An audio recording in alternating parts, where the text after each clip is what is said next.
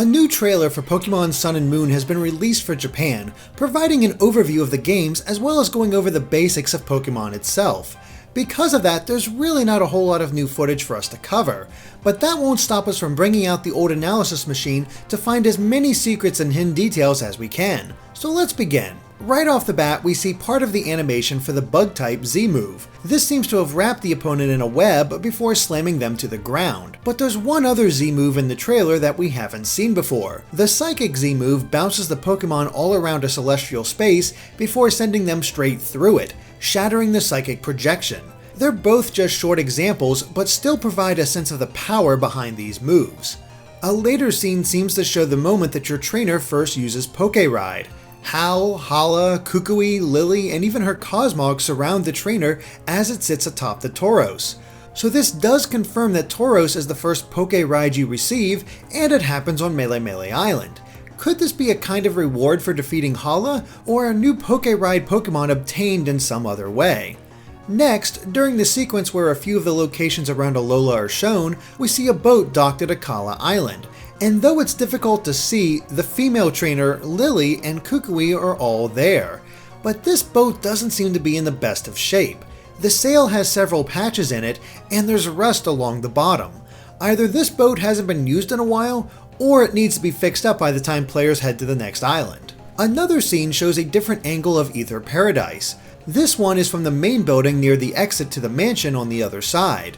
Employees and regular people are milling about, but at the center we can see what looks to be an elevator. The question is, will we have access to it right away? Nothing seems to be blocking it at the moment, so how much of the facility will we be able to explore? Continuing on, this scene shows just how different each trial can be. Both Lana and Kyove seem to have joined Mallow at her trial. Based on the bowls at her feet, we would assume that you've completed her task. Now, while it's interesting that both Lana and Kyove are there, indicating that all three are found on Akala Island, which we suspected already, did you take notice to how the camera moves? It lilts from side to side as it approaches the trainer, and both Kyove and Lana seem surprised by it.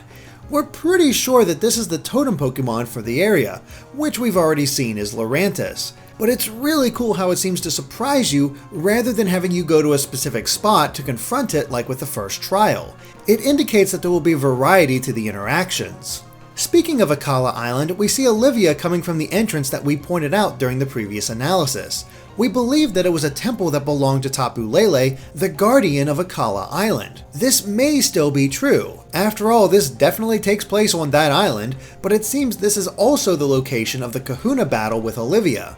While we don't see Tapu Lele in the trailer, we do meet Tapu Koko once again in a scene likely connected to the beginning of the game. The trainer and Lily are with Cosmog and staring at something off camera.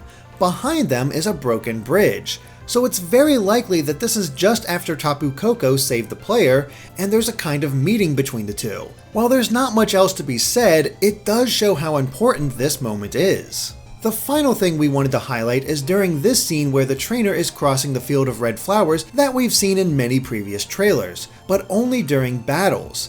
This is the first time we've seen it in the overworld, though there's really not that much to say. However, in the background there does seem to be a glittering object, and it's sparkling in a way that seems different from the Pokeball items.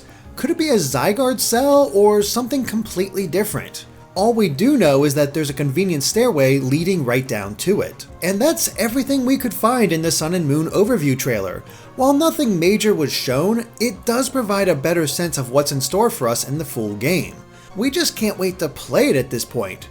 Of course, as always, let us know if we missed anything in the comments. Thanks for watching, and be sure to subscribe to Game Explained for more on Pokemon and other things gaming.